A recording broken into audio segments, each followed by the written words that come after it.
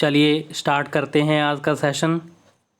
तो फ्रेंड्स, आज जो हमारा टॉपिक रहेगा आपका रीट एग्ज़ाम का जो रसायन विज्ञान से संबंधित जो सिलेबस है उनकी मैं टॉपिक वाइज आपको टेस्ट सीरीज़ जो प्रोवाइड करवा रहा हूँ इस चैनल पर।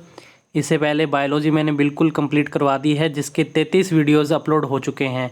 आप प्लेलिस्ट में जाके उनको सीक्वेंस में जब चाहें देख सकते हैं। किसी क्वेश्चन में डाउट होता है तो आप कमेंट कर सकते हैं। तो अभी हमारा टॉपिक है तत्वों के प्रतीक।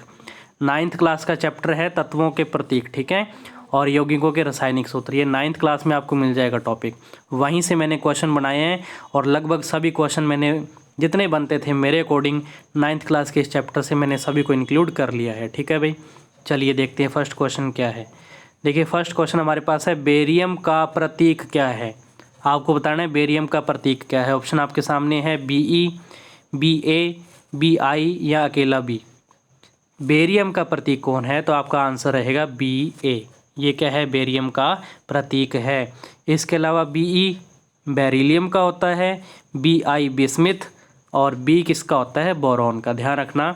और बेरियम का बता दिया आपको, ये क्या है, BA इसका आंसर होगा, ठीक है भाई। नेक्स्ट क्वेश्चन, निम्न में से कौन सा भिन्न है। आपको बताना है कि इनमें से भिन्न कौन सा है। आपके सामने ऑप्शन है, कार्बन को C से डिनोट करते हैं, कैल्शियम को Ca से, कोबाल्ट को CO से और क्रोमियम को Cr से। इनमें से कौन सा भिन्न है, आपको ये बताना है। आंसर आपने देख लिया होगा। क्या ये सारे सही हैं? नहीं भाई, ध्यान रखना।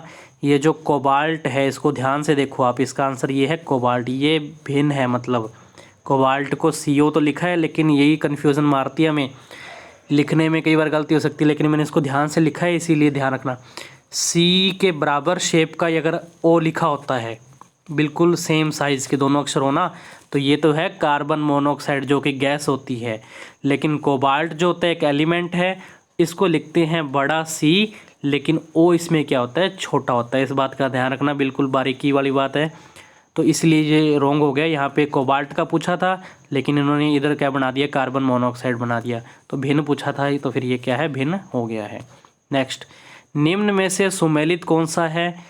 निम्न में से सुमेलित कौन सा है, स्वर्ण जिसको AU से लिखते हैं, पारा जिसको HG से, और सीसा जिसको PB से, और लास्ट ऑप्शन है ये सभी सुमेलित। आपको बताना है कि सुमेलित कौन सा है।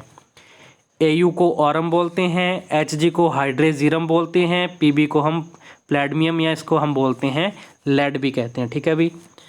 तो ये सभी आपस में क्या है, सुमेलित है। इसका राइट आंसर क्या होगा, ये सभी। चलिए नेक्स्ट।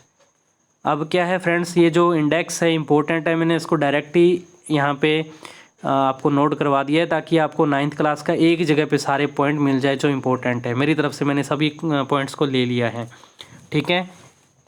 तो वहाँ ये इंडेक्स बनी है जिसमें तत्वों के नाम बता रखे हैं, उनका लैटिन नाम बता रखा है और साथ में उनका प्रतीक बता रखा है। जैसे कि देखिए फर्स्ट, सोडियम नाम है तत्व का, इसका लैटिन नाम होता है नेट्रियम, और जिसको शो करेंगे हम प्रतीक क्या होगा, Na।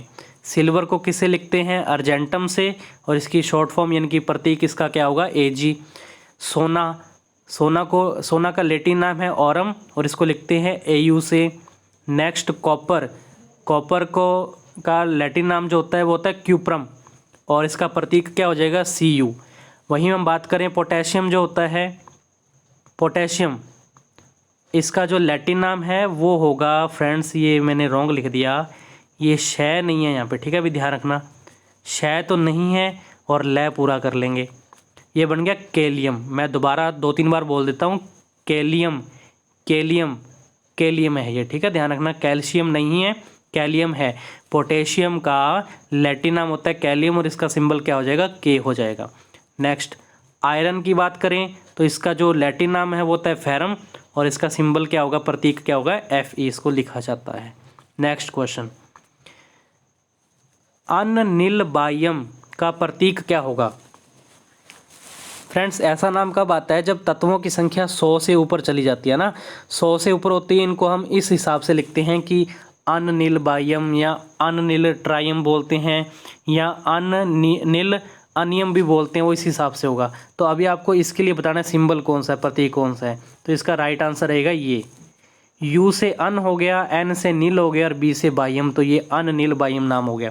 वहीं मैं आपको बता दूं ये 3 भी आपकी बुक में दे रखे हैं।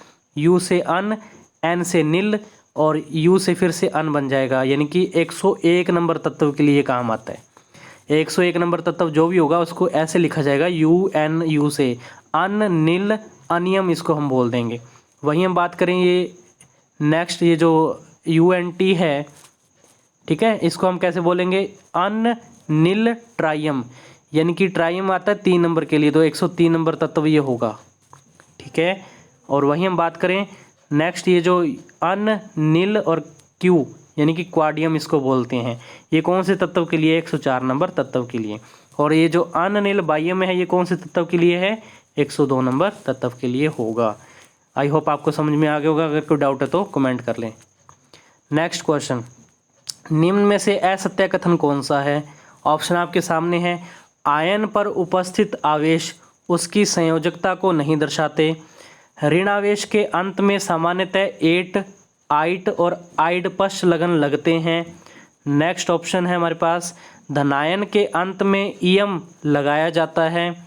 और द ऑप्शन है, परिवर्तनशील संयोजकता होने पर कम आवेश युक्त आयन के लिए अस और अधिक के लिए इक प्रस्तुत होता है। तो ये जो फ्रेंड्स असल में ये क्वेश्चन क्या है, ये नियम है एक प्रकार से, ठीक है ना। जब अपने रासायनिक सूत्र लिखते हैं ना, तो उस टाइम ये चारों ही नियम काम में आते हैं, ठीक है। ध्यान रखना, ये 9th क्लास में चारों के चारों पॉइंट लिखे थे, जिसको मैंने क्वेश्चन बना दिया है ताकि आपको रासायनिक सूत्र बनाना आ जाए। इन्होंने असत्य कथन इसमें पूछा है, तो हमारा जो इसके लिए आंसर रहेगा वो होगा फर्स्ट। कारण क्या है वो मैं आपको बता देता हूँ। इन्होंने ये बता दिया कि आयन पर उपस्थित आवेश उसकी संयोजकता को नहीं दर्शाती, ये गलत बात है। संयोजकता को दर्शाते हैं, आयन पर जो आवेश होता है प्लस का और माइनस का, तो ये संयोजकता को दर्शाते हैं। इन्होंने कह दिया नहीं, तो इसलिए ये क्या हो गया, असत्य कथन हो गया आपका ए। तो मैंने सही भी आपको बता दिया है। इसके अलावा बै, से और द ये तीनों सही थे, इसलिए आपको चारों नियम कंप्लीट हो चुके हैं, जिसके आधार पर हम क्या बना सकते हैं, रासायनिक सूत्र बना सकते हैं, ये अगर हमें नियम पता है तो, ठीक है। चलिए इधर देखिए, ये तत्वों के प्रतीक वाला पॉइंट जो है हमारा कंप्लीट हो गया। उसके बाद बात करें यौगिकों के रासायनिक सूत्र, जो कि मैंने 9th क्लास के एक एक एग्जाम्पल को इसके अंदर इंक्लूड कर लिया है। इसके अलावा उसमें कोई एग्जाम्पल नहीं दे रखा, जो एक जगह पे सारे लिखे हुए थे मैंने उनको उठा लिया। तो हाइड्रोजन फ्लोराइड का रासायनिक सूत्र कौन सा आपको बताना है, ऑप्शन आपके सामने है। इनको बोल के तो नहीं देखा जा सकता, लेकिन सिंबल के हिसाब से आप आंसर देख सकते हैं, ठीक है। तो हाइड्रोजन फ्लोराइड का जो रासायनिक सूत्र है वो क्या होगा, ये सेकंड वाला HF इसको हम लिखते हैं। और रासायनिक सूत्र बनते कैसे हैं, तो उसके लिए हमें फ्रेंड्स किसके बारे में पता होना चाहिए, मूलक के बारे में पता होना चाहिए। और मूलक क्या होते हैं, कितने प्रकार के होते हैं, कौन कौन से होते हैं, ये सब मैंने एक वीडियो बना दी थी, उसका मैं लिंक इस डिस्क्रिप्शन में डाल दूंगा इस वीडियो के, वहाँ से आप भी उस वीडियो को देख सकते हैं, ताकि आपको मूलक के बारे में पता लग सके और आप आसानी से सूत्र बना सके। वो भी मूलक कौन सी क्लास में है, 9th क्लास में दे रखे हैं, मैंने वहीं सबको नोट किया है उसमें, ठीक है, जिसको आप वीडियो में देख सकते हैं, जिसके कारण आप रासायनिक सूत्र आसानी से बना सकते हैं। और पिछली बार एक क्वेश्चन आया था इसके ऊपर, ठीक है। अभी के लिए इसका आंसर रहेगा HF, क्योंकि हम जानते हैं कि देखो हाइड्रोजन जो होता है इसकी संयोजकता भी एक होती है और फ्लोरीन की संयोजकता भी एक होती है। ये जो इनकी संयोजकता होती है, इनको उल्टा इनके पैरों में लिखा जाता है। हाइड्रोजन की संयोजकता को फ्लोरीन के पैरों में और फ्लोरीन की संयोजकता हाइड्रोजन के पैरों में लिखी जाती है। तो दोनों की संयोजकता एक एक है, कट गई, इसलिए अकेला आंसर क्या रह गया, HF इसका आंसर रह गया। नेक्स्ट, H2S का रासायनिक सूत्र या रासायनिक नाम क्या होगा, sulphur dihydrogen, hydrogen disulphide, hydrogen sulphide या हाइड्रोजन सल्फेट। आपको राइट आंसर चूज करना होगा कि H2S का रासायनिक नाम क्या होगा। तो इसका जो आंसर रहेगा वो होगा हाइड्रोजन सल्फाइड, इसको हम बोलेंगे, ठीक है, हाइड्रोजन सल्फाइड। अब यहाँ पे आप देख सकते हैं कि H2S लिखा हुआ है, ठीक है। ये कैसे बना होगा, H की संयोजकता अभी मैं दोबारा बता दूं कि H की संयोजकता होती है 1 और सल्फर की संयोजकता होती है 2। अब ये 2 तो इसके पैरों में चला जाएगा, हाइड्रोजन के पैरों में, और जो 1 है वो सल्फर के पैरों में आ जाएगा, तो इसको लिखा जाएगा H2S। ये रासायनिक सूत्र बन गया आपका, ठीक है। इस हिसाब से बनते हैं, संयोजकताएं जो है उल्टे पैरों में लिखी जाती है तत्वों के। तो अभी के लिए इसका जो आंसर होगा वो होगा हाइड्रोजन सल्फाइड, इसको हम बोलेंगे। कैल्शियम क्लोराइड का अणुसूत्र होगा, कैल्शियम क्लोराइड का अणुसूत्र क्या होगा, ऑप्शन आपके सामने है CaCl2, CaOCl2 या Ca2Cl या इनमें से कोई नहीं। कैल्शियम क्लोराइड का अणुसूत्र क्या होगा? तो फर्स्ट इसका आंसर रहेगा कैल्शियम क्लोराइड का। ठीक है भाई, CaCl2 इसको लिखते हैं कैसे? जैसे Ca कैल्शियम और Cl क्लोरीन, हमारे पास दो तत्व थे। हम कहते हैं कि जो कैल्शियम है इसकी संयोजकता होती है 2 और क्लोरीन की कितनी होती है? 1 होती है। अब हम क्या कहेंगे, ये जो संयोजकता है उल्टे पैरों में चली जाएगी। तो कैल्शियम के पैरों में 1 आए तो 1 लिखने की जरूरत नहीं होती है। और Cl की कितनी है संयोजकता, यानी कि इसके हिस्से में कितनी आएगी? 2, तो इसको लिखेंगे Cl2। इस प्रकार आपका ये फॉर्मूला बन जाता है। ये CaOCl2 क्या चीज़ है, इसके बारे में आप कितना जानते हैं मेरे को कमेंट करके ज़रूर बताना। ठीक है भाई, अभी जो आपका आंसर है वो है फर्स्ट। नेक्स्ट, कैल्शियम ऑक्साइड का अणुसूत्र होगा, कैल्शियम ऑक्साइड का।